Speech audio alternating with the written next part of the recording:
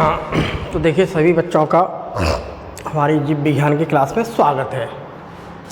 देखिए जितने बच्चे क्लास 11th के हैं, क्लास 11th है, तो देखिए अध्याय है हमारा 3 और जिसका नाम है पादप जगत। और इस पादप जगत अध्याय की आज हमारी 23वीं क्लास है, यानी कि इससे पहले हम 22 क्लास पढ़ा चुके हैं, आज हमारी 23वीं क्लास है। तो जितने बच्चे हिंदी मीडियम के हैं उनके लिए हमारी ये क्लास है। तो देखिए सभी बच्चे ध्यान से देखते रहिए और अपनी अपनी एनसीईआरटी की बुक्स को खोल लीजिए, क्योंकि सारा कंटेंट हमारा एनसीईआरटी का है। देखिए हम एनसीईआरटी की लाइन को देखते हैं। अगली जो हमने 22 लेक्चर पूरे कर दिए थे, तो उसके बाद की जो हमारी एनसीईआरटी की लाइन है उसे हम देखेंगे कि आज 23वीं जो क्लास है हमारी, इस 23वीं क्लास में अब हमें ये देखना है कि जो मेरी प्यारे बच्चों एनसीईआरटी है, एनसीईआरटी का अगली रन क्या है। तो देखो इसमें देखो क्या लिखा है, सामान्यतः प्रत्येक अंडाशय में। तो हम ये बात करें, ये है अंडाशय, ठीक है, ठीक, ये है इसकी स्टाइल, ठीक है, ये है इसकी स्टाइल वाला पार्ट, ठीक है, और स्टाइल से ऊपर होता है इसका स्टिग्मा, ठीक है। तो इस वाले पूरे पोर्शन को, जो हमारा ये पोर्शन है, इस पूरे पोर्शन को हम कहते हैं ओवरी। इस हमारे पूरे पोर्शन को कहते हैं ओवरी, अंडाशय, ठीक। तो सामान्यतः प्रत्येक अंडाशय में एक गुरु बीजाणु, ठीक है, एक गुरु बीजाणु, ठीक, मात्र कोशिका होती है। तो अगर हम इसकी बात करते हैं तो मेरी जो ओवरी है, इस ओवरी के अंदर देखते हैं, मुझे यहाँ पर देखिए न्यू सेल्स दिख रहा है, न्यू सेल्स दिख रहा है। तो इस न्यू सेल्स के अंदर में देखिए ये एक है, ठीक, इसे हम कहते हैं मेगा स्पोरोसाइट, ठीक है। तो ये क्या है मेरी मेगा स्पोरोसाइट, मेगा स्पोरोसाइट। मेगा स्पोरोसाइट क्या बनाती हैं, मेगा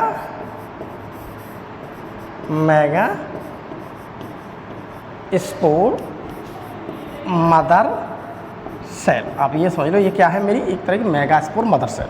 तो देखिए अब हम इस चीज़ को हमने यहाँ पर सूक्ष्मदर्शी से यहाँ पर देखा, ये है पूरी संरचना, ठीक है। तो इसके अंदर देखिए हमें यहाँ पर ये दिख रही है, ठीक है, यहाँ पर ये संरचना दिख रही है, इसे कहते हैं हम मेगा स्पोर मदर सेल, ठीक है। तो ये से कहते हैं गुरु बीजाणु मात्र कोशिका, ठीक है। तो हमें यहाँ पर दिख रही है क्या, गुरु बीजाणु मात्र कोशिका। तो गुरु बीजाणु जो मात्र कोशिका होती है, इसमें देखिए हमने यहाँ पर देखा, ये है मेरी आर्को। तो इसकी देखिए ये स्ट्रक्चर्स आएगी, ठीक है, मेगा स्पोर मदर सेल, ये है, ठीक, मेगा स्पोर मदर सेल, ये हमारी आर्की स्पोरिल है और ये है हमारी मेगा स्पोर, ठीक है। इसे कहते हैं हम गुरु बीजाणु, गुरु बीजाणु मात्र कोशिका, ठीक, गुरु बीजाणु मात्र कोशिका, ठीक। तो ये अब गुरु बीजाणु मात्र का समय जो अर्धसूत्रण द्वारा विभाजित होकर अगुणित हैप्लॉइड मात्र कोशिका। अब इसमें क्या होगा, यहाँ पर अब क्या होगा, म्यूसिस। अब इसमें क्या होगा, म्यूसिस। म्यूसिस होकर के ये 4 क्या बना ली इसमें, इसे बना ली 4 अगुणित, ये बना ली 4 अगुणित गुरु बीजाणु मात्र, ठीक है, गुरु बीजाणु। तो इसने क्या बना ली 4 मेगा स्पोर, ठीक है। तो इन्होंने क्या बना ली 4 मेगा स्पोर। तो देखिए इन्होंने क्या बना ली यहाँ पर 4 मेगा स्पोर, ठीक है, 4 मेगा स्पोर सेल, ठीक है। तो 4 मेगा स्पोर बनेंगे, ठीक है। तो 4 मेगा स्पोर बनेंगे 1 2 3 4, ठीक। तो ये क्या बनेगी मेरी 4 बना देती है, ठीक है, 4 बनाती है, जिनमें से 3 अविकसित हो जाती है, जिसमें से ये 3 1 2 3, ये 3 वाली ऊपर वाली क्या हो जाती है, अविकसित। ये क्या हो जाती है, अविकसित। अविकसित, अविकसित का मतलब होता है अ का मतलब होता है नहीं, और विकसित का मतलब होता है विकसित। जो विकसित नहीं होती है उसे हम क्या कहते हैं, अविकसित, ठीक है, उसे हम क्या कहते हैं, अविकसित। तो ये क्या है, अविकसित। तो इसमें से 3 ऐसी हैं जो अविकसित नहीं होती हैं। एक ये है, केवल ये होती है डेवलप, विकसित। केवल कौन सी होगी, एक ये होगी विकसित, ठीक। तो एनसीईआरटी में देखो जैसे जैसे हमने लिखा, हमने वहाँ पर उसी प्रकार से इस चीज़ को समझने की पूरी कोशिश की कि हमारी जो मेगा स्पोर मदर सेल्स है उसके अंदर म्यूसिस हुई, म्यूसिस होने के बाद वो क्या बना दी उसने 4 मेगा स्पोर सेल, ठीक है। तो उन्होंने क्या बना दी, 4 मेगास्पोर सेल। अब हम 4 मेगास्पोर बनेंगे। अब मेरे पास जो एक है, हम इसकी बात करें अकेली की, ठीक है, इसकी वो डी जनरेट होगी। तो अब हम देखिए इसकी बात कर रहे हैं, यहाँ पर समझिए। तो मान लीजिए ये थी मेरे पास 1 मेगा स्पोर मदर सेल जो थी डिप्लॉय, ठीक है, या थी डिप्लॉय। अब यहाँ से मेरे पास 4 मेगा स्पोर बन गई, ठीक है। तो मेरे पास क्या बनेंगे, 4 मेगा स्पोर, ठीक है। तो ये क्या बनेंगे हमारे पास 4 मेगा स्पोर, वो थी क्या थी मेरे प्यारे बच्चों, हैप्लॉइड, ठीक। ये क्या है हमारे पास, अगुणित। अगुणित में से 3 जनरेट हो गई, ठीक है, 1 2 3, ये 3 होगी क्या, डी जनरेट, ठीक। तो 3 होगी डी जनरेट, केवल एक जो है ये फंक्शनल रही। तो ये क्या होती है, एक फंक्शनल, ये केवल काम करेगी। ये क्या है मेरी, फंक्शनल। और ये 4 क्या होगी, डी जनरेट, और 4 क्या होगी, डी जनरेट, मेगा स्पोर या एम्ब्रियो शॉट, ठीक है। तो ये मेरे पास जो हैप्लॉइड है, अब इस हैप्लॉइड में क्या होगा, अब जो मेरे पास ये है, अब इसके अंदर क्या होगा मेरे पास, अब जैसे ये है तो ये मेरी पूरी जो सेल्स है, इसके अंदर क्या होगा, माइटोसिस। माइटोसिस क्या मेरी 2 बन गई, फिर माइटोसिस होगा, अब 2 से 4 बन गई, ठीक। अब 4 बन गई, अब फिर इसके अंदर माइटोसिस होगा तो 4 से मेरी 8 बन जाएगी, ठीक है। तो मेरी क्या बन जाएगी, 8। तो हम इस चीज़ को समझते हैं कि इसमें बार बार क्या हो जाता है, इसमें बार बार क्या होता है, माइटोसिस होता है। तो थोड़ा यहाँ पर हम इसमें देख रहे हैं कंडीशन में, तो थोड़ा यहाँ पर इस चीज़ को हम समझने के बाद थोड़ा हम आगे वाली स्लाइड को अच्छी तरह से समझते हैं कि जैसे मेरी 1 मेगा स्पोर जो 4 बनी थी, 4 में 3 डी जनरेट हो गई, 3 अविकसित हो गई, उन्होंने काम नहीं किया, वहीं की वही समाप्त हो गई। और जो मेरी अगली वाली जो थी एक, वो आगे फंक्शन रही। इसे हम थोड़ा देखें आगे समझते हैं। अब इस चीज़ को देखिए, यहाँ पर इस चीज़ को तुम्हारी समझ में नहीं आएगा, लेकिन मैं इसे आगे समझा देता हूँ इस पूरी स्लाइड को। मान लीजिए ये मेरे पास 1 मेगा स्पोर थी हैप्लॉइड सेल, ठीक। ये थी हमारे पास 1 मेगा स्पोर, ठीक है, हैप्लॉइड सेल अगुणित। क्या थी हमारे पास, ये हैप्लॉइड यानी कि अगुणित। अब इसे समझिए बारी बारी। अब इसके अंदर क्या हुआ, माइटोसिस, ठीक। इसके अंदर क्या हुआ, माइटोसिस। माइटोसिस का मतलब समसूत्री विभाजन। अब इसके अंदर क्या हुआ, समसूत्री विभाजन, ठीक। तो ये हैप्लॉइड थी। अब इसमें विभाजन तो 1 से 2 बन गई। तो एक तो मेरे पास देखिए, एक ये बन गई और एक बन गई, ठीक है, 1 2 बन गई, ठीक है। तो एक चली गई इस सिरी पर, एक चली गई इस सिरी पर, इसे कहते हूँ मैं चैलेंजर साइट, ठीक है। और दूसरे बारे को कहते हैं मैं माइक्रोपाइलर साइट, ठीक। एक तो है मेरे पास माइक्रोपाइलर साइट और एक को कहते हूँ मैं चैलेंजर साइट। तो 2 बनी। तो एक मेरी डोटर न्यूक्लियस, जो मेरे न्यूक्लियस बनी थी, इसके अंदर डिवीजन हुआ माइटोसिस। तो यहाँ पर जो मेरे पास जो केंद्रक थे, ये क्या है मेरे पास, न्यूक्लियस। ये क्या है मेरे पास, न्यूक्लियस। तो इस न्यूक्लियस में जब यहाँ पर हम देखते हैं तो माइटोसिस हुआ तो 1 से 2 बनेगी। तो यहाँ पर देखिए 2 बनेगी, ठीक। तो एक मेरे तरफ न्यूक्लियस बात, तो एक मेरी तरफ चला गया इधर की साइड पर, एक चला गया मेरे पास इधर साइड पर, ठीक है, डॉटर न्यूक्लियस, ठीक। अब इसमें फिर माइटोसिस हुआ 2 में, ठीक। तो 2 से अब 4 बन जाएंगे। तो देखिए इससे 2 बनी, इससे 2 बनी, देखिए 1 से 2 बनी। ये साइड अलग है, ये है मेरे पास मान लीजिए चैलेंजर साइड, ये है हमारे पास चैलेंजर साइड, और दूसरी है मेरे पास माइक्रोपाइलर साइड। इसे हम कहते हैं माइक्रोपाइलर साइड, ठीक। तो देखिए अब यहाँ पर 2 थी, 2 की डबल होगी, 4 बन गई, ठीक है। तो अब यहाँ पर क्या बनेगी, 4, ठीक। 4 daughter nuclei, 4 daughter nuclei, 4 daughter. अब 2 ऊपर पहुँच गई, 2 पीली, ठीक। अब ये 4 बन गई। अब हम 4 को क्या करते हैं, अब इस 4 के अंदर में अब यहाँ पर फिर माइटोसिस हो रही है, ठीक। तो एक बार मेरा माइटोसिस हो गया, दूसरी बार मेरा माइटोसिस ये हो गया, तो 2 से बार माइटोसिस हुआ, यहाँ पर 4 बन गई।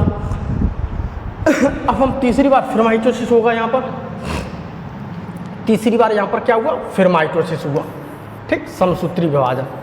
तीसरी बार क्या हुआ, फिर समसूत्री विभाजन हुआ, समसूत्री, ठीक, समसूत्री। तो ये 2 थी, तो 2 की कितनी हो जाएंगी, है क्या, अब 2 की 8 हो जाएंगी, डबल हो जाएगी, ठीक है। इसकी क्या हुई, डबल। तो 2 की क्या हुई, 8। 8 में देखिए 4 तो मेरी इस पर है चैलेंजर साइड पर, एक साइड पर आप समझ लो, एक है मेरे पास चैलेंजर साइड, 4 है चैलेंजर साइड पर, और 4 है मेरे पास माइक्रोपाइलर साइड पर, माइक्रोपाइलर साइड पर, ठीक है। 4 उधर है, 4 उधर है। अब दोनों साइड्स पर 4 4 डॉटर न्यूक्लियर, 1 2 3 4 4 डॉटर न्यूक्लियस यहाँ पर हो गए, 1 2 3 4 4 अलग अलग साइडों पर हो गए, ठीक है। अब दोनों साइड से एक एक न्यूक्लियस केंद्र की तरफ आता है। अब यहाँ से थे 4 में से 1, अब यहाँ से थे 1 2 3 4 में से एक सरक करके ये आ गया केंद्र की तरफ, और यहाँ पर भी थे 4, तो यहाँ से भी एक सरक करके यहाँ पर आ गया। तो यहाँ पर हम कहते हैं 2 केंद्रक मेरे सेंटर की तरफ आ गए, ठीक है। दोनों ध्रुवीय केंद्रक एक दूसरे के निकट केंद्र में आ जाते हैं। अब ये इसके पास आ गया और यहाँ से भी एक इसके पास आ गया, तो 2 हमारे पास यहाँ पर है। यहाँ पर हम यही कह सकते हैं, देखिए 1 2 3 4 5 6 7 8, तो न्यूक्लियस मेरे पास कितने हैं यहाँ पर 8, तो 8 क्या है मेरे पास न्यूक्लियस, ठीक है। सेल के अंदर 8 न्यूक्लियस है यहाँ पर, ठीक है, 8 ही न्यूक्लियस है, ठीक है। 3 उधर साइड पर है, 3 इधर साइड पर है और 2 हमारे बीच में, इस बात को ध्यान रखें, ठीक है। 8 न्यूक्लियस, ठीक है।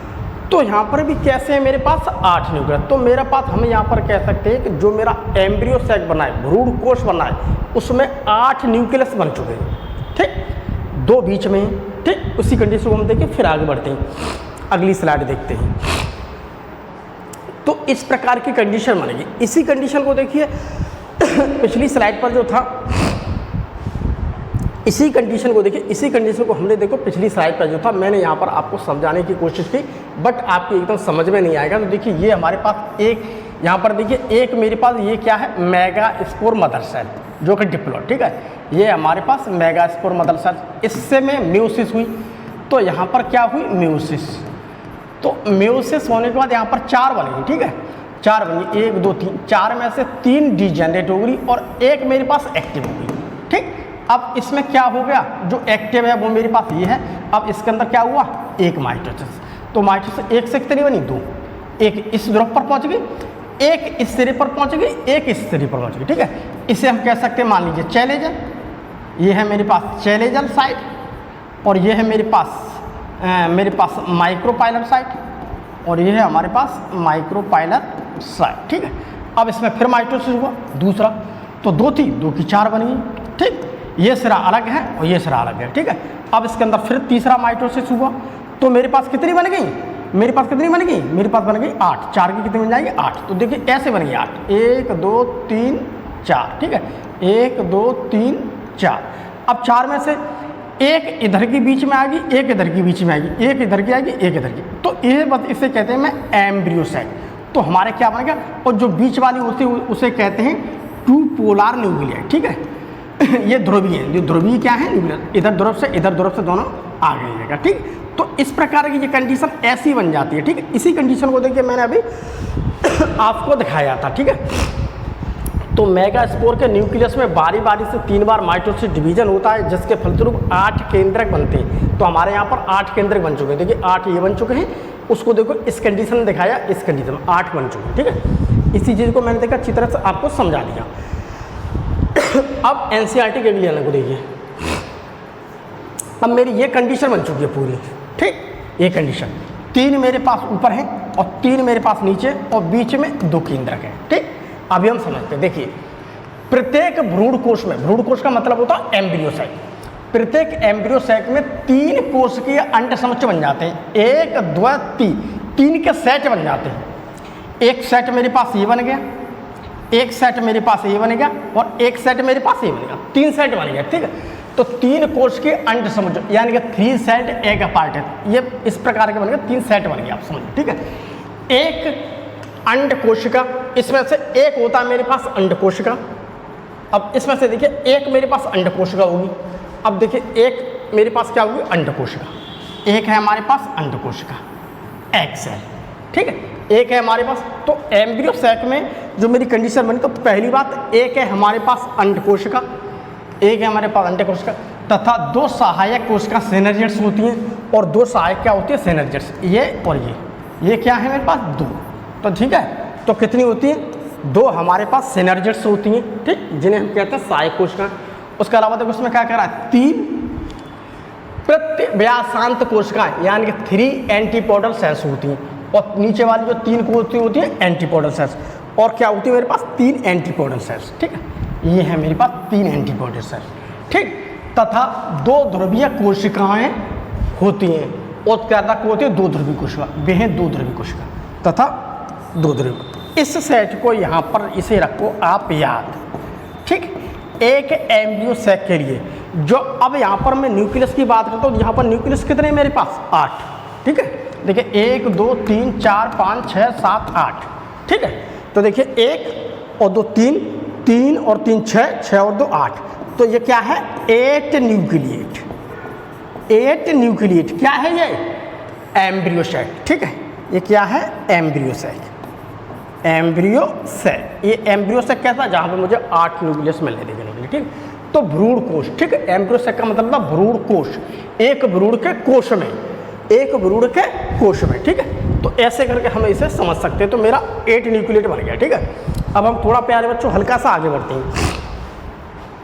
अब देखिए, देखिए ऐसा भ्रूण कोश, यहाँ पर देखिए ऐसा भ्रूण कोश जो केवल 1 मेगास्पोर से विकसित होता है। तो मेरा ये भ्रूण कोश का केवल 1 मेगास्पोर से विकसित हुआ। 1 मेगास्पोर थी, इसमें माइटोसिस हुई तो मेरे पास 2 बने, फिर माइटोसिस हुई 2 से 4 बने, फिर माइटोसिस हुई तो मेरे पास भैया प्यारे बच्चों 8 बने, ठीक ठीक। फिर इसका क्या हुआ सीक्वेंस चेंज, सीक्वेंस चेंज हुआ तो 3 ऊपर रही और ये रही और ये रही, ठीक है। इस प्रकार की कंडीशन, इसे बन गए। तो यहाँ पर क्या ऐसा भ्रूण कोश एम्ब्रियो से जो केवल 1 गुरुबीजाणु से विकसित होता है, ये है मेरे पास 1 गुरुबीजा, ठीक। गुरुबीजा जो कोई 1 गुरुबीजाणु से केवल डेवलप हो रहा है, ये 1 गुरुबीजाणु, ठीक है। और गुरुबीजाणु का केंद्रक विभाजित होकर, ठीक, ये विभाजित होकर कुल 8 केंद्रक बनाता है। तो इसका जो केंद्रक है वो बार बार विभाजित होगा, विभाजित होगा तो 8 केंद्रक बनाएगा। तो इसमें कितने केंद्रक बन गए 8। तो कितने बन गए इसके अंदर में 8 न्यूक्लियस, ठीक। 8 न्यूक्लियस, देखो 1 2 3 4 5 6 7 8, 8 न्यूक्लियस बन गए, ठीक है।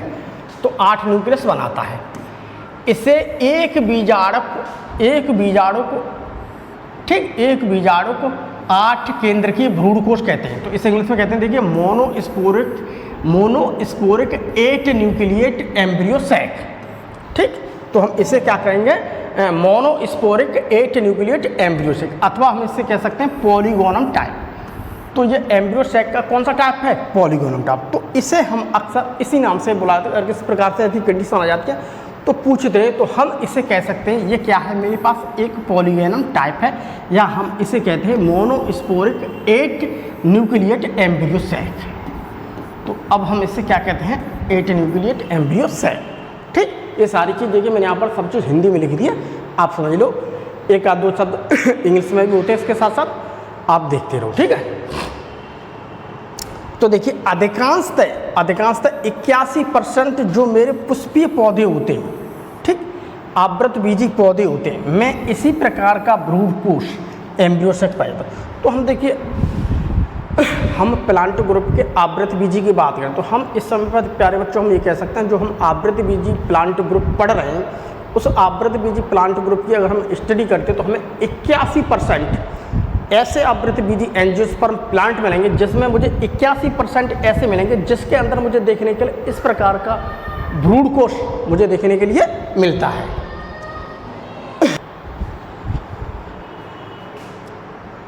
अब हम देखते हैं आगे देखते हैं हम एनसीईआरटी की अगली लाइन।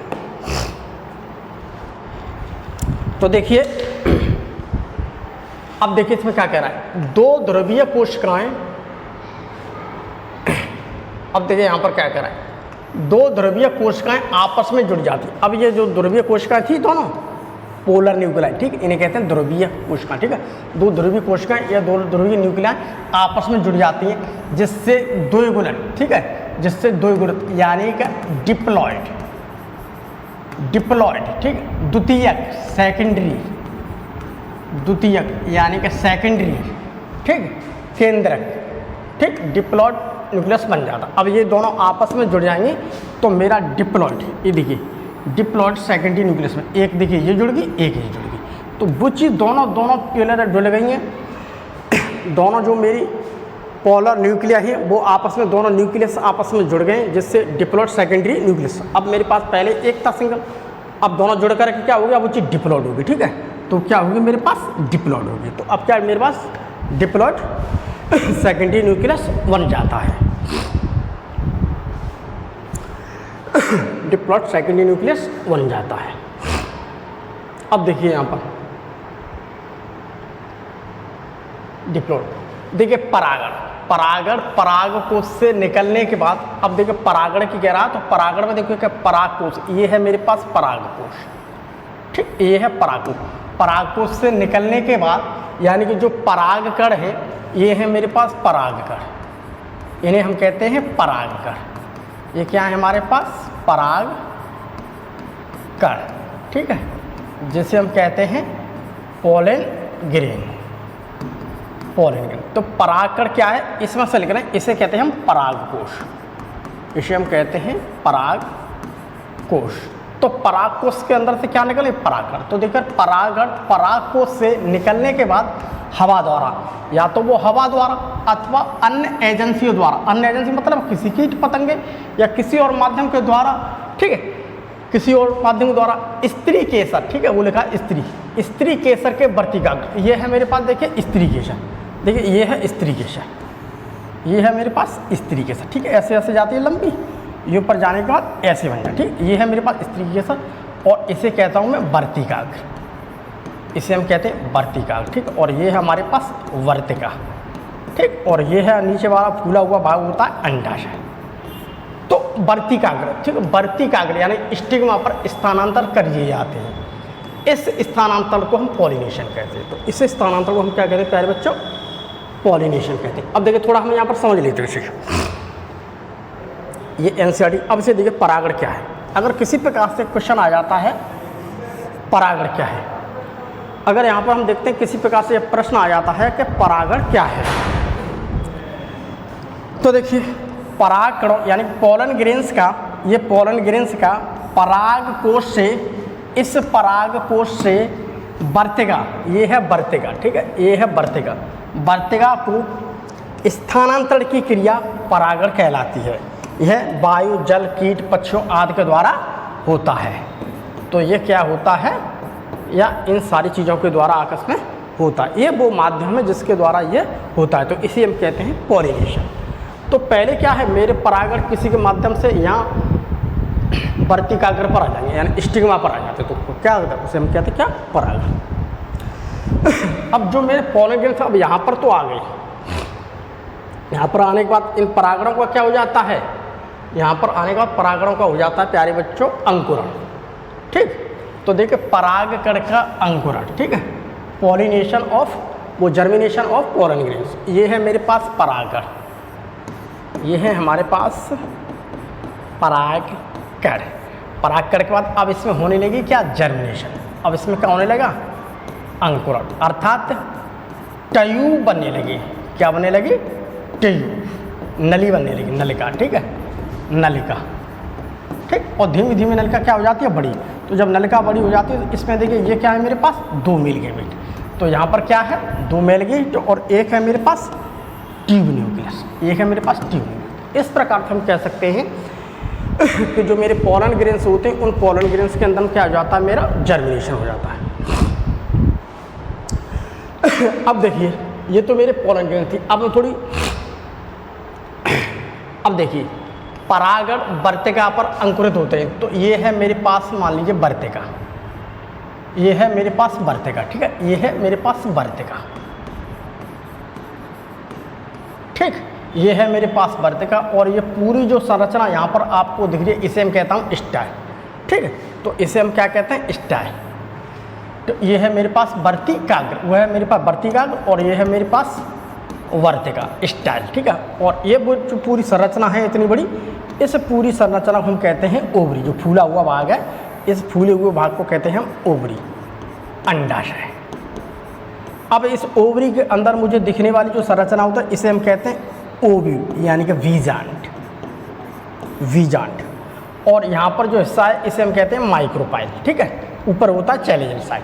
अब देखिए यहाँ पर जो मेरे ये आ गए, ये आ गए मेरे पास क्या पोलन ग्रेन्स, अर्थात पराग, ये है मेरे पास क्या परागकण, ये आ गए हमारे पास परागकण, ठीक है, ये आ गए परागकण। अब ये जो परागकण हैं ये वाले, अब इसके अंदर में देखो जर्मिनेशन में देखो ट्यूब आएगी निकल के, तो इसमें लंबी ट्यूब बन गई, देखो लंबी ट्यूब का क्या हो रहा है फॉर्मेशन, तो ऐसे करके क्या बनेगी, ये लंबी ट्यूब, ठीक है। ये क्या बनेगी, एक लॉन्ग ट्यूब पोलन की, ठीक है, पोलन की ठीक है, इसे कहते पोलन ट्यूब। तो यहाँ पर देखने के लिए मुझे क्या मिलते हैं, 2 स्पर्म मिलेंगे, ठीक है। यहाँ पर मिलेंगे मुझे 2 स्पर्म और एक मिलेगा पोलन ट्यूब। तो ये ऐसे करके यहाँ पर मेरे क्या है, जैसे ही वर्तिका, जैसे मैं वर्तिकाग्र को होता हूँ, स्टिग्मा कहता हूँ, स्टिग्मा ऊपर जैसे ही मेरी परागण आए परागण आने के बाद जैसे उन्हें सही समय मिला, धीमे धीमे क्या करेंगे, वो वहाँ पर परागणों में क्या हो जाएगा, जर्मिनेशन होगा। तो जर्मिनेशन होगा जिसकी वजह से क्या होगा, उन परागणों के अंदर में एक लंबी ट्यूब निकल आती है। तो जो लंबी ट्यूब निकलती है, वो लंबी ट्यूब धीमे धीमे, उस लंबी ट्यूब के अंदर ही मुझे यहाँ पर क्या मिलेंगे, मेल गैमीट। उसी में क्या मिलेंगे मुझे यहाँ पर, मेल गैमीट, ठीक। तो मेल गैमीट कितने होंगे यहाँ पर, 2, ये 2 मेल गैमीट, और वो धीमे धीमे नली यहाँ तक चली आती है, ठीक, यहाँ तक चली आती है। अब देखिए इसको थोड़े और आगे समझ लीजिए आप।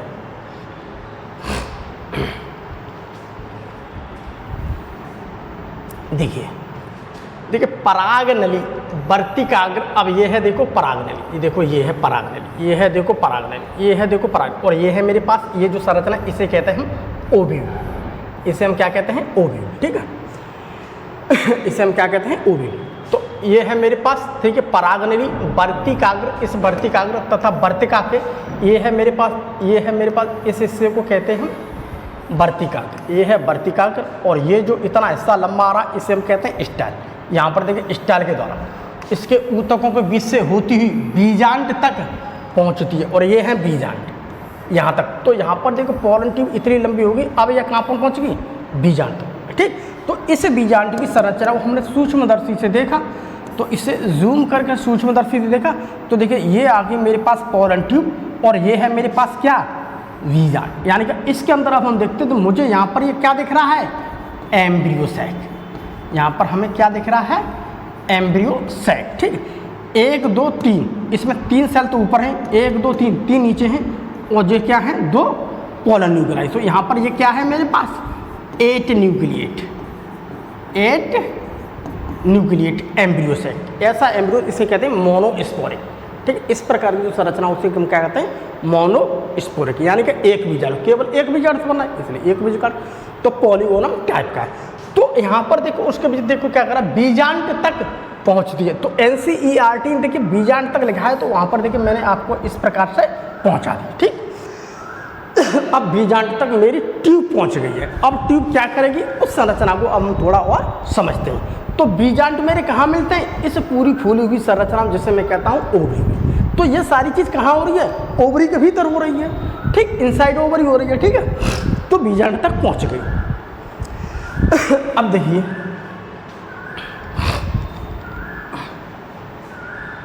यहाँ पर देखिए पराग नली भ्रूण कोश के अंदर, अब ये पराग नली का मतलब है पोलन ट्यूब। पोलन ट्यूब ये देखो चल रही है, पोलन ट्यूब देखिए ये आ गई, ये देखिए यहाँ तक आ गई। तो इसमें क्या कर रहा है, भ्रूण कोश के अंदर, भ्रूण कोश का मतलब इसे कहता हूँ मैं भ्रूण कोश, एम्ब्रियो सैक, इसे कहता हूँ मैं एम्ब्रियो सैक, ठीक है। इसे हम क्या कहते हैं, भ्रूण कोश। तो ये क्या है मेरे पास, भ्रूण कोश, एम्ब्रियो सैक, एम्ब्रियो सैक, भ्रूण कोश, ठीक है। ये मेरे पास भ्रूण कोश। तो देखिए क्या कर रहा है, एम्ब्रियो सैक के अंदर जाती है, इस भ्रूण कोश के अंदर जाती है, ठीक है, जहाँ पर फटकर 2 गैमीट को छोड़ देती है। अब यहाँ पर जाकर के इसके अंदर जो 2 गैमीट हैं, एक गैमीट ये है, एक गैमीट है, तो यहाँ पर ये क्या हो जाएगी, ब्रस्ट हो जाएगी। तो अब ये ट्यूब क्या है, जैसे जैसे मेरी ये ट्यूब आएगी, इस ट्यूब के अंदर में ये देखिए ये और ये क्या है, मेल गैमीट, 2 हैं मेल गैमीट, ठीक है। अब यहाँ पर ये क्या हो गई, ब्रस्ट। अब ये क्या हो गया, यहाँ पर ब्रस्ट फट गई। तो ये मेरे पास अब क्या हुआ, ये और ये दोनों फ्री हो गए, दोनों मेरे पास मेल गैमीट जो थे ना, इसे मैं स्पर्म भी कह सकता हूँ, मेल गैमीट को हम क्या कह सकते हैं, स्पर्म। तो ये मेरे पास क्या थे, मेल गैमीट, ठीक है, जिसे हम क्या कह सकते हैं, स्पर्म भी कह सकते हैं। तो अब ये जैसे ही मेरी नली इसके अंदर जाकर के फट जाएगी, तैसे ये स्पर्म क्या इनसे क्रिया करेंगे, ठीक है। तो इनमें से एक मेल गैमीट, 2 हैं, एक मेल की, अब एक मेल गैमीट अंडकोश का से, एक सेल से। तो यहाँ पर कह सकते हैं एक मेल गैमीट यहाँ पर एक सेल है, इस एक सेल से क्या करेगा, क्रिया, एक एक सेल से क्या कर जाएगा, फ्यूज, और दूसरा एक एक सेल से संगठित। तो एक ने क्रिया कर ली एक सेल से, ठीक है, एक ने क्रिया कर ली एक सेल से।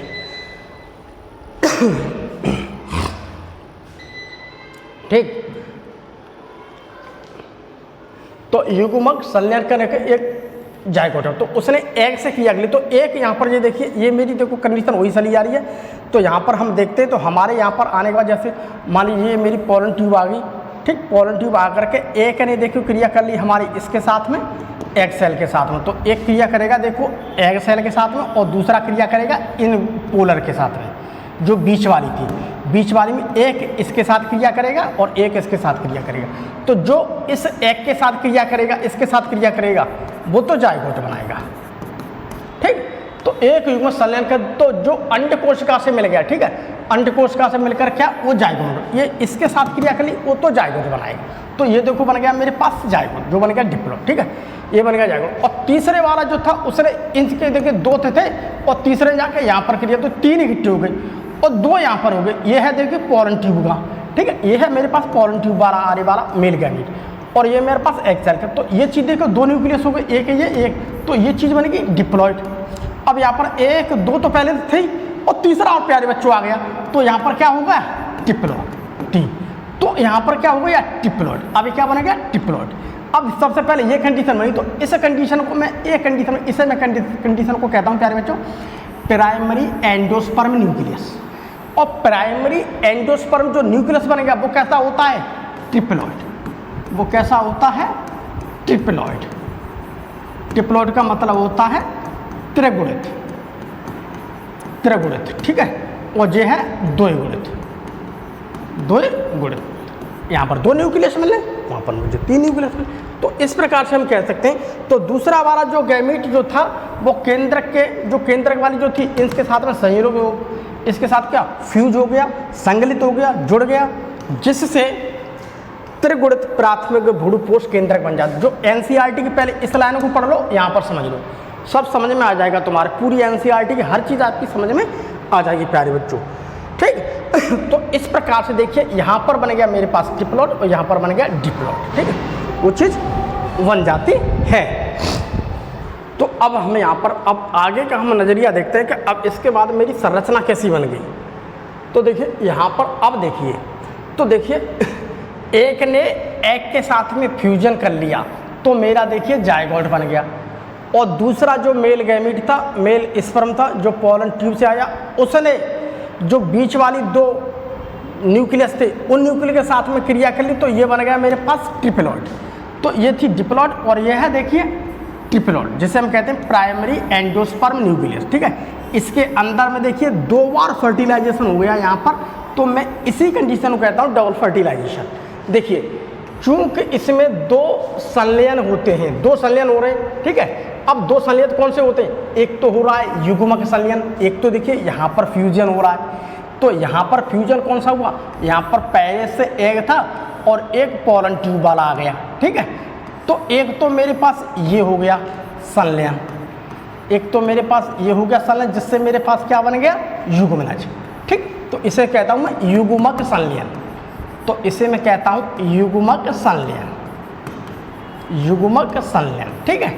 युग्मक संलयन का मतलब होता है गैमीट फ्यूजन, ठीक है, गैमीट फ्यूजन, गैमीट फ्यूजन।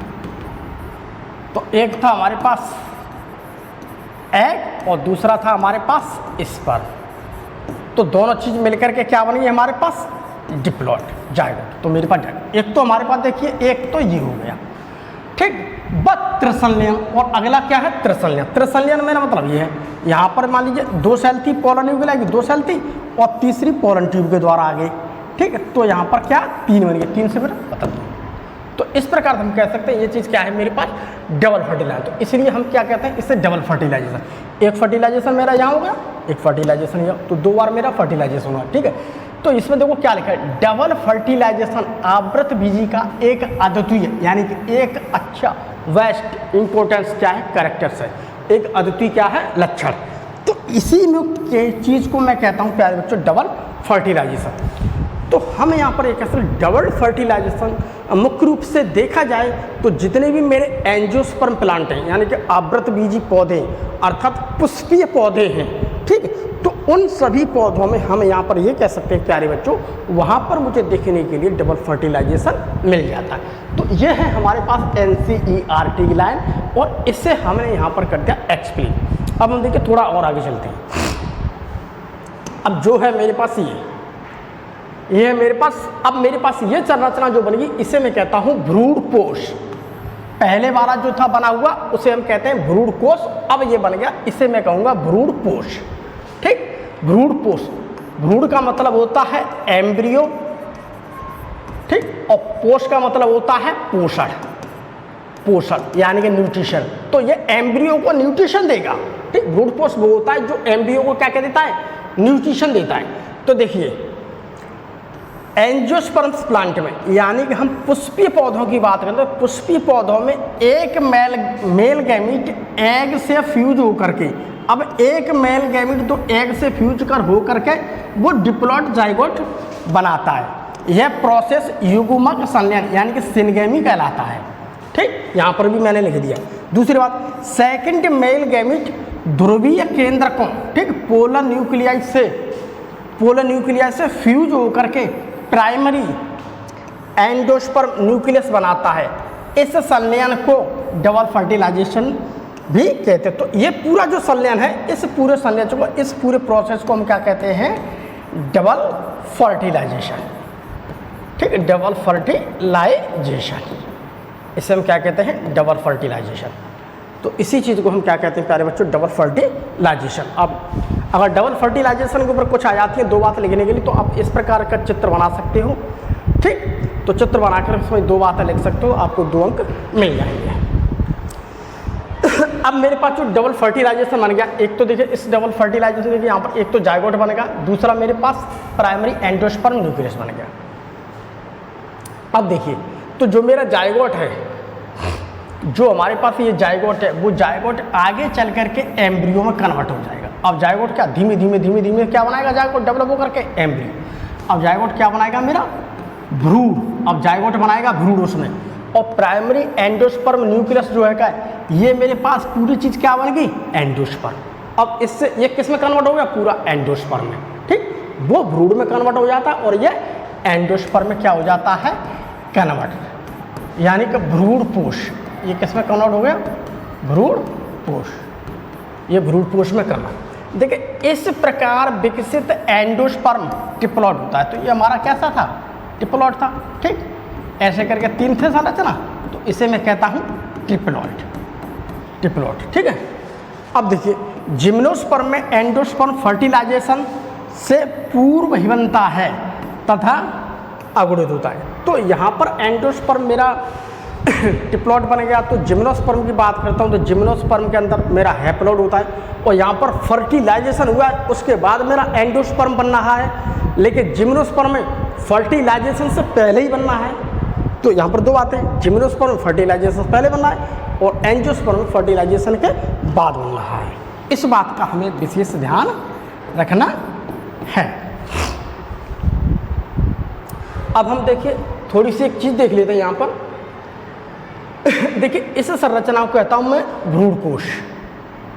देखिए इस संरचना को कहते हैं हम भ्रूणकोश। भ्रूणकोश ये संरचना कहलाती है मेरी भ्रूणकोश, और भ्रूणपोष, और ये संरचना मेरी कहलाती है भ्रूणपोष। एंडोस्पर्म एम्ब्रियो, दोनों मंत्र क्या, यह किससे बना, यह फीमेल गैमीट का निर्माण करता है। यह किसका निर्माण करता है, फीमेल गैमीट का। यह डिप्लॉइड मेगास्पोर मदर सेल से विकसित हुआ। तो यहाँ पर एक सेल थी, ठीक है, इसे हम कहते हैं मेगा स्पोर मदर सेल। ये क्या थी, डिप्लॉइड। इससे मेरे पास बारी बारी से क्या हुआ, ये विकसित हुआ।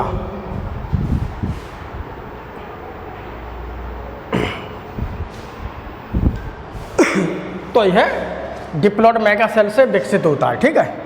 यह एक डिप्लॉइड कंडीशन है। तो यहाँ पर देखते हैं ये मेरी पूंछ बन करके आ रही, तो ये हम यहाँ पर कह सकते हैं डिप्लॉइड से बन के आ रही है। तो ये क्या है, मेरी एक तरह की यहाँ पर ये डिप्लॉयड कंडीशन थी, ठीक है, ये क्या है, एक डिप्लॉयड कंडीशन। अब यहाँ पर यह विकसित एम्ब्रियो के लिए पोषण प्रदान करता। अब जो बन गया ये क्या करेगा, ये आगे जाकर के जो एम्ब्रियो बनना है, इससे एम्ब्रियो बनना है, एम्ब्रियो जाइगोट से क्या बनना है, एम्ब्रियो। इससे क्या देगा, ये न्यूट्रिशन देगा, इसका काम है न्यूट्रिशन देना, न्यूट्रिशन देना, इस एम्ब्रियो को न्यूट्रिशन देना।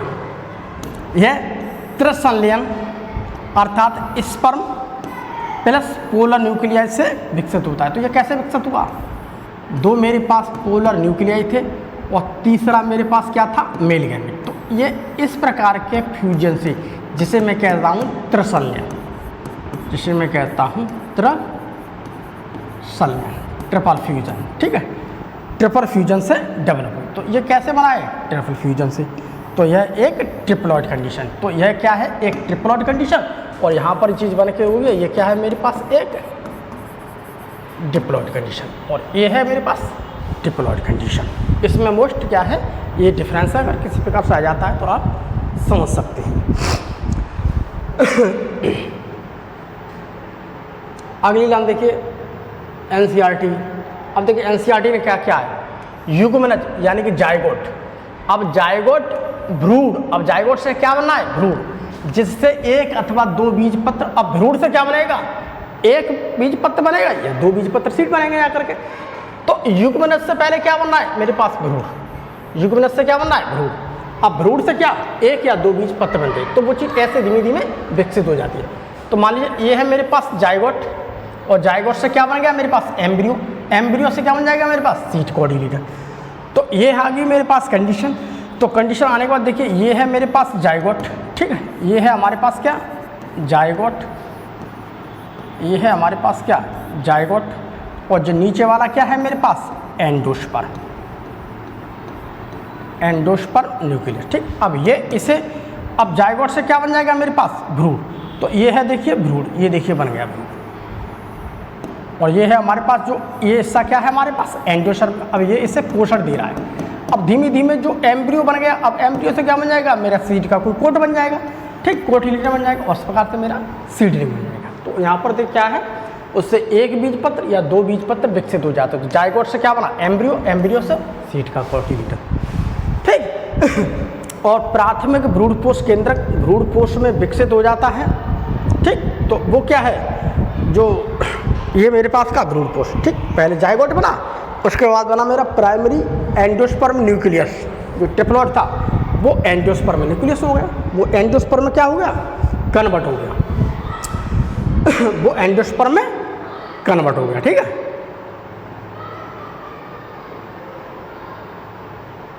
तो हमारी देखो कंडीशन ये थी कि यहाँ पर जो कंडीशन थी, तो यहाँ पर हमारा क्या बना, अभी देखो हमने बताया, यहाँ पर बना हमारे पास जाइगोट, जाइगोट से बनेगा एम्ब्रियो, एम्ब्रियो से बनेगा क्या, सीड कॉटन, ठीक है। अब यहाँ पर जो है क्या मेरे पास बना क्या, प्राइमरी,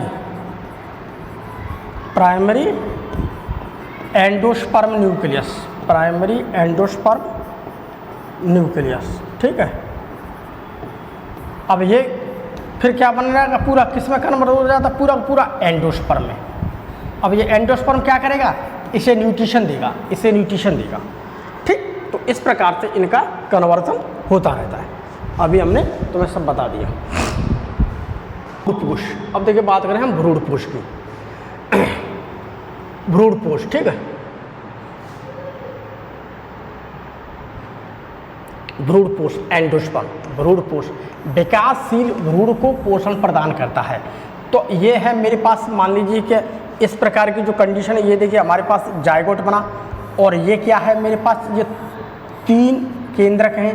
तो तीन केंद्रक वाली संरचना क्या है मेरी, फिर एंडोस्पर्म है, और यहाँ पर दो केंद्रक हैं एक साथ मिली हुई, इसे मैं कहता हूँ जाइगोट। तो मेरा जो एंडोस्पर्म बनना है, तो ये क्या कहते हैं, एंडोस्पर्म विकासशील यानी कि जो डेवलप हो रहा है भ्रूण को पोषण प्रदान करता है। तो इस भ्रूण को, ठीक है, इस भ्रूण को जो भ्रूण पोषण है, इसको इसे कहते हैं मैं डेवलपिंग एम्ब्रियो। तो इसे क्या देगा ये एंडोस्पर्म, एंडोस्पर्म इसे क्या देगा, एंडोस्पर्म इसे देता है पोषण, एंडोस्पर्म। अब यहाँ पर यह प्रश्न आ जाता है कि एंडोस्पर्म किसे पोषण देता है, तो एंडोस्पर्म पोषण देता है भ्रूण को, एंडोस्पर्म किसे पोषण देता है? भ्रूण को। ठीक देखिए भ्रूण कोश के कार्य, आखिर में ये भ्रूण कोश है, इसके कार्य क्या क्या है ये देखो हमने बता दिया। भ्रूण कोश के कार्य, फंक्शन ऑफ एंडोस्पर्म। तो देखिए भ्रूण के विकास में, अगर भ्रूण के विकास में भ्रूण कोश का विशेष महत्व है, तो अगर भ्रूण हो रहा है, भ्रूण धीमे धीमे डेवलप हो रहा है मेरे आवृतबीजी पौधा, तो वहाँ पर जो भ्रूण कोश बना है इसका बहुत ज़्यादा इम्पोर्टेंस है। इसका बहुत ज़्यादा क्या भैया क्या इम्पोर्टेंस है? निषेचन के समय भ्रूण कोश में पोषक पदार्थ बहुत कम मात्रा में होता है। जब मेरा फर्टिलाइजेशन होता है तो फर्टिलाइजेशन के समय हम ये कह सकते हैं जो मेरा भ्रूण कोश है, जो एम्ब्रियो सेक है, उस समय पर पोषण क्या है? बहुत कम होता है। ठीक, बहुत कम होता है। अब जो मेरा उसके बाद निषेचन के बाद क्या बना? मेरा क्या बना? भ्रूण कोश, एंडोस्पर्म। तो जो एंडोस्पर्म का मुख्य कार्य यह है कि जो एंडोस्पर्म जो मेरा बन गया है वो एम्ब्रियो यानी कि भ्रूण के प्रारंभिक विकास के लिए भोजन उपलब्ध कराता है। अब भ्रूण जैसे जैसे डेवलप होगा उसे फूड की रिक्वायरमेंट मिल रही है, न्यूट्रिशन की रिक्वायरमेंट मिल रही है, तो न्यूट्रिशन उसे कौन देगा? वहीं पर एंडोस्पर्म उसे अब न्यूट्रिशन देने लगा। तो भ्रूणपोषी बीजों में ऐसे बीज जहाँ पर जिसे हम कहते हैं जो भ्रूणपोषी बोझ होते हैं एंडोस्पर्म सीड्स कहते हैं, तो ऐसे सीड्स थे भ्रूणपोषी, ऐसे सीड जिसके अंदर मुझे भ्रूणपोष मिल रहा है कि भ्रूणपोष में देखिए वसा भी मिलेगी मुझे, बहुत कार्बोहाइड्रेट भी मिलती तथा प्रोटीन भी प्रचुर मात्रा में संचित होती है, जो बीज के अंकुरण के समय सीडलिंग को भली बात स्थापित करने के लिए पोषण प्रदान करते हैं। जैसे मटर या सेब, इस प्रकार के सीड को देखते हैं तो मुझे उसके जो भ्रूणपोष होता है तो हम यहाँ पर ये कह सकते हैं प्यारे बच्चों, उसके जैसे मटर या सेब इस प्रकार के बीज हैं, तो इसके अंदर जो मिलने वाला मेरा एंडोस्पर्म है, भ्रूणपोष है, वहाँ पर वसा भी मिलेगी, उस भ्रूणपोष में कार्बोहाइड्रेट मिलेगी, प्रोटीन मिलेगी, तो जो क्या होता है उसके अंकुरण के समय उसे प्रचुर मात्रा में संचित होती है और उसमें धीमे धीमे जर्मिनेशन करेगा, जर्मिनेशन उससे बहुत ज़्यादा बेनिफिट मिलेगा, उसे पूरा पोषण मिल रहा है, जिससे उसके जो सीडलिंग होते हैं, छोटे छोटे प्लांट्स होते हैं, धीमे धीमे किल्ला फोड़ रहा है, ठीक, अंकुरण कर रहा है, जैसे जैसे अंकुरण करते हैं तो भली बात स्थापित उसका जो अंकुर है वो अच्छी तरह से स्टेबल हो जाएगा। तो भ्रूणपोष की बात सबसे मेन पॉइंट बात ये है कि जो मेरा भ्रूणपोष है वो भ्रूण को पोषण प्रदान करता है। इस बात को आप मेन पॉइंट को यहाँ समझ लीजिए आप, ठीक है। अगला देखिए इन घटनाओं के दौरान, अगला देखिए अब जैसी जो मेरी पूरी घटना होती है इन घटनाओं के दौरान बीजांड से बीज बन जाते हैं। तो धीमे धीमे इन घटनाएं, जैसे कि मान लीजिए ये है मेरे पास ओवरी, इसके अंदर ओव्यूल्स हैं, ओव्यूल के बाद में यहाँ पर क्या बना मेरा एम्ब्रियो बना, एम्ब्रियो के बाद धीमे धीमे पहले एम्ब्रियो सैक बना, एम्ब्रियो सैक थे फिर अब उसमें क्या जायगोट बना और एंडोस्पर्म बना, अब जायगोट से क्या बना मेरा एम्ब्रियो, अब एम्ब्रियो धीमे धीमे जो बन गया है, अब यहीं पर धीमे धीमे जो एंडोस्पर्म है इसे न्यूट्रिशन दे रहा है, तो धीमे धीमे अब यहाँ पर क्रिया सीड बन गई और सीड से मेरा सीडलिंग बन गया। अब जो सीड बन गया है, अब सीड बन गया तो हम यहाँ पर ये कह सकते हैं जो मेरा सीड कन्वर्ट हो, सीड के अंदर मुझे एंडोस्पर्म भी देखने के लिए मिला है। तो वो एंडोस्पर्म अगर हम मटर की बात करते हैं या सेम की बात करते हैं तो उस प्रकार के जो बीज होते हैं उनके बीज में वहाँ पर वसा, कार्बोहाइड्रेट, प्रोटीन प्रचुर मात्रा में लिए, जिस प्रकार से उसके जो सीडलिंग होते हैं बहुत जल्दी जल्दी ग्रोथ करते हैं, बहुत जल्दी ग्रोथ करते हैं और वो स्टेबल हो जाते हैं, ठीक। तो ऐसे हमें एंडोस्पर्मिक सीड्स मिलते हैं भ्रूणपोषी बीजों में, ठीक। जैसे अरंडी वगैरह हुआ वहाँ पर बहुत स्टेबल होता है। तो इन सब घटनाओं के दौरान बीजांड से, अब जिसमें क्या कर इन सब घटनाओं से ऐसी पूरी घटनाओं से क्या बीजांड से भी, तो मेरे पास मान लीजिए ये फ्लावर है, फ्लावर के अंदर मेरे मान लीजिए गायनोसियम मिल रही है, यानी कि मेरे पास स्त्री केसर मिल लिया। अब हम स्त्री केसर को देखते हैं, स्त्री केसर में जब फूला वाला हिस्सा होता है जिसे मैं कहता हूँ अंडाशय, अंडाशय के अंदर मुझे क्या मिलना है बीजांड। अब इन बीजांड में पोलन ग्रेन्स आएंगे, वो फर्टिलाइजेशन करेंगे, फिर यहाँ पर डिप्लॉइड जाइगोट बनेगा, उसके बाद डिप्लॉइड यहाँ पर एंडोस्पर्म बनेगा, एंडोस्पर्म विभिन्न प्रकार की क्रिया करे। तो इन सारी घटनाओं के दरम्यान हम ये कह सकते हैं जो मेरे ये बीजांड है, जो ये बीजांड है, इन बीजांड से मेरे ये बीज बन जाते हैं। तो बीजांड से क्या बन जाते हैं बीज, ये तो कह रहा है इस दौरान बीजांड से, इस दौरान बीजांड से क्या बन जाएंगे बीज बन जाते हैं। तो देखिए यहाँ पर देखिए एक बात कही है आर के, अगर मैं बात करता हूँ फैमिली आर्किडेसी की, देखिए आर्किडेसी, ठीक, पोडोस्टिमेसी, ठीक, तथा ट्रेपेसी, इन तीन फैमिलियों की बात करते हैं। तो आवृत बीजी के इन फैमिली में एंडोस्पर्म नहीं पाया जाता है। तो आवृत बीजी की बात करता हूँ तो ये 3 फैमिली ऐसे यहाँ पर इनके किसी भी प्रकार में हम कहते हैं इसके सीड्स में और यहाँ पर किसी भी प्रकार का एंडोस्पर्म का फॉर्मेशन नहीं होता है। उसके अलावा जितने भी मेरे आवृत बीजी पौधे होते हैं सभी में ज़्यादातर मुझे एंडोस्पर्म देखने के लिए मिलता है, बट यहाँ पर एंडोस्पर्म इन फैमिली के बात कर रहा हूँ तो इन फैमिली के जो प्लांट्स बॉडी वहाँ पर मैं ये कह सकता हूँ इसके जो सीड्स बने जो भी चीज़ बन रही है वहाँ पर किसी प्रकार का एंडोस्पर्म का निर्माण नहीं होता, वहाँ एंडोस्पर्म नहीं बनता है। ठीक, अब यहाँ पर ये कहता है कि तथा अंडाशय से फल बन जाता है। तो इसी प्रकार की देखिए पूरी एक्टिविटीज है। तो इसे मैं बात करता हूँ अंडाशय। तो ये क्या है मेरा अंडाशय, ये क्या है मेरा अंडाशय। तो विभिन्न प्रकार की क्रियाएं इसमें हो रही हैं। ये हमारे पास पोलन ट्यूब आ रही है, ठीक है, पोलन ट्यूब आ गई, सारी चीज़ करें। तो इस प्रकार से ये ओवरी जो है मेरी पूरी की पूरी डायरेक्ट क्या फल में कन्वर्ट हो जाती है। तो ओवरी किस में कन्वर्ट हो जाती है, ओव्यूल्स जो होते हैं वो सीड में कन्वर्ट हो गए। तो ओव्यूल्स जो होते हैं विभिन्न प्रक्रिया से ओव्यूल्स सीड में कन्वर्ट हो गए, ठीक है। और जो ओवरी है वो ओवरी फ्रूट में कन्वर्ट हो गई। ओवरी किस में कन्वर्ट हो गई, फ्रूट में। इस प्रकार से ओवरी से क्या बन जाते हैं मेरे फल, वो फ्रूट में कन्वर्ट हो जाती है, ठीक। जैसे कि ये देखिए ये मेरे पास फूल है, फ्लावर है, फ्लावर की देखिए पूरी ओवरी है, ये पूरी प्रक्रिया है, ये स्टिग्मा है।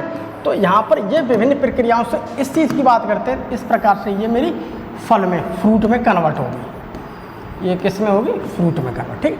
ये चीज़ ये बनेगा, ये ऊपर के जो सिपल्स है वो सिपल से ही है, ठीक है। इसके अलावा इसकी जो स्टाइल है वो स्टाइल देखिए ये आ गई, ठीक। उसके अलावा जो इस पर स्टिग्मा है, स्टिग्मा ये आ गया। तो ये पूरी की पूरी ओवरी है। तो यहाँ पर जो हम ओवरी कहते हैं, ओवरी पूरी की पूरी फ्रूट में कन्वर्ट हो जाती है, ठीक। ओवरी पूरी की पूरी किसमें, फ्रूट में कन्वर्ट हो जाती है। तो ओवरी पूरी पूरी फ्रूट में कन्वर्ट हो जाती है,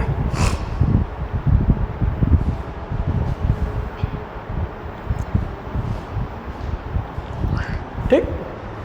अब देखिए आगे निषेचन के बाद अब ये सारी चीज़ हो गई। तो निषेचन का जब पूरा फर्टिलाइजेशन होगा तो उसमें देखिए मेरे पास ये है सिनर्जिड्स, ठीक, सिनर्जिड्स, ठीक। उसके अलावा एंटीपोडल सेल्स और ये है मेरे पास एंटीपोडल सेल्स। ये दोनों क्या हो जाती हैं, लुप्त, डीजनरेट हो जाती हैं। तो डीजनरेट क्या हो रही हैं, सिनर्जिड्स हो रही हैं, एंटीपोडल सेल्स, ये सारी चीज़ डीजनरेट हो जाती हैं। हमारा एग सेल ये आगे जाकर के धीमे धीमे क्रिया करता है, तो यहाँ से जायगोट बन जाता है और यहाँ से आगे जाकर के हमारा एंडोस्पर्म बन जाता है, ठीक। इससे कोई क्रिया करेगा मेल गैमेट, इससे मेल गैमेट क्रिया करेगा तो मेरा जायगोट बन जाएगा, ठीक। और एक मेल गैमेट इन दोनों से क्रिया करेगा तो मेरा एंडोस्पर्म बन जाता है। अब बची कुछ ही चीज़ क्या हुई, मेरी सिनर्जिड्स बची, मेरी एंटीपोडल सेल्स बनी, ये धीमे धीमे क्या है, ये डीजनरेट हो जाती हैं। तो ये क्या हो जाती हैं, डीजनरेट हो जाती हैं।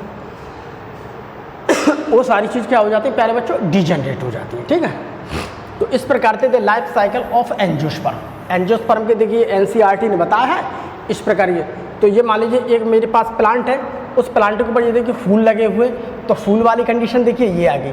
इसे कहते हैं हम स्टिग्मा, इसे कहते हैं स्टाइल और इसे कहते हैं हम ओवरी, अंडाशय, ठीक है, ओवरी, ठीक है।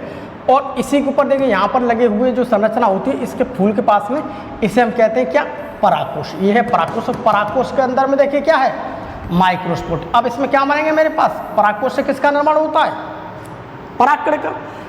तो ये क्या बन गए हमारे पास, परागकण, ठीक, या माइक्रोस्पोर भी कह सकते हैं हम इसे, परागकण या माइक्रोस्पोर।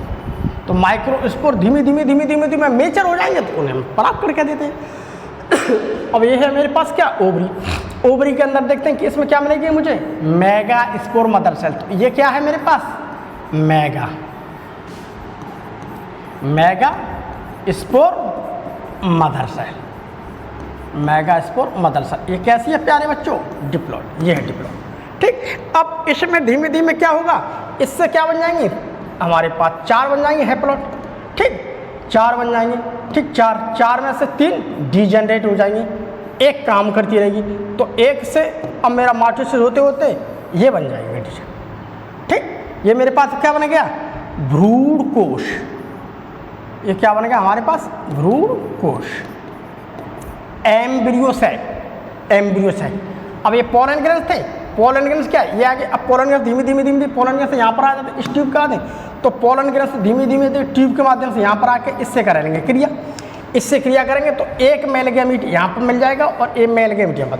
तो यहाँ वाला जो मेल गैमीट है वो मेरा जायगोट बना लेगा, ये वाला जायगोट बना लेगा। ये वाला क्या बना लेगा हमारा, ये वाला ये बना लेगा हमारे पास एंडोस्पर्म। ये हमारे पास क्या बना लेगा, एंडोस्पर्म। एंडोस्पर्म क्या है प्यारे, डिप्लॉइड, और ये क्या है, डिप्लॉइड। अब इस जायगोट से क्या बन जाएगा मेरे पास, एम्ब्रियो, ठीक, एम्ब्रियो। ये देखो बन गया एम्ब्रियो। एम्ब्रियो तो धीमे धीमे, अगर एक बीज पत्री है तो एक कॉटिलीडर बन जाएगा, अगर दो बीज पत्री है तो दो कॉटिलीडर बन जाएंगे। तो अब एम्ब्रियो से मेरे पास बीज के कॉटिलीडर बन जाएंगे। अब धीमे धीमे ये एम्ब्रियो आगे जा करके क्या होगा, सीड में कन्वर्ट हो जाएगा, और पूरी ओवरी क्या है, फ्रूट में कन्वर्ट हो जाती है। तो ये किस में कन्वर्ट हो जाएगी जाकर के, सीड में। तो ये चीज़ जाकर किस में कन्वर्ट हो जाएगी, बाद में सीड में। तो इस प्रकार की जो प्रक्रिया जो NCERT ने देखिए यहाँ पर बताई है, तो इस प्रकार की इस प्रक्रिया को हम देखते हैं, समझते हैं। तो यहाँ पर देखिए गैमीट का फॉर्मेशन हो रहा है। तो गैमीट का फॉर्मेशन देखिए हमारा यहाँ तक हो रहा है, इस जगह तक, इस जगह तक, ठीक। यहाँ पर हमारा गैमीट का फॉर्मेशन हो रहा है। तो ये है मेरे पास क्या, ये है हमारे पास क्या, गैमीटोफिटिक फेज। ये क्या है हमारे पास, गैमीटोफिटिक फेज। ये क्या है मेरे पास, हैप्लॉइड। और यहाँ सारी की सारी चीज़ें प्लांट से लेते, ये क्या है, डिप्लॉइड। ये क्या है, डिप्लॉइड। ये क्या है, डिप्लॉइड। ये सब क्या है, डिप्लॉइड। यहाँ तक सारी कंडीशन क्या चली आ रही है, डिप्लॉइड, ठीक है। तो यहाँ तक सारी कंडीशन हमारी चली आ रही है डिप्लॉइड। तो डिप्लॉइड मेरे पास क्या है, स्पोरोफिटिक फेज। तो स्पोरोफिटिक फेज, ठीक, स्पोरोफिटिक फेज, ठीक। इसे समझ लीजिए फिर दोबारा से।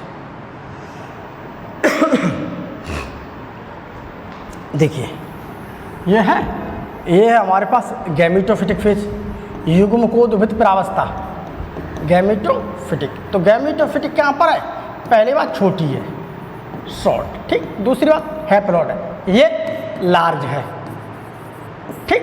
अगली बात ये डिप्लॉइड है, ठीक। दूसरी बात इसे हम क्या कहते हैं, स्पोरोफिटिक। इसे हम क्या कहते हैं, स्पोरोफिटिक फेज। इसे हम क्या कहते हैं, स्पोरोफिटिक फेज। तो स्पोरोफिटिक फेज में यहाँ देखता हूँ, जो स्पोरोफिटिक पहली बात बड़ी दिख रही है, डिप्लॉइड है, ठीक है, बड़ी है, डिप्लॉइड है, ठीक है। तो डिप्लॉइड कौन सी है, स्पोरोफिटिक। गैमीटोफिटिक पर शॉर्ट है, छोटी है, इसे तो क्या है। तो इस प्रकार से हम ये कह सकते हैं, पहले मेरे पास ये फेज जा रही है तो ये फेज आ रही है, अब ये फेज जा रही है तो ये फेज आ रही है।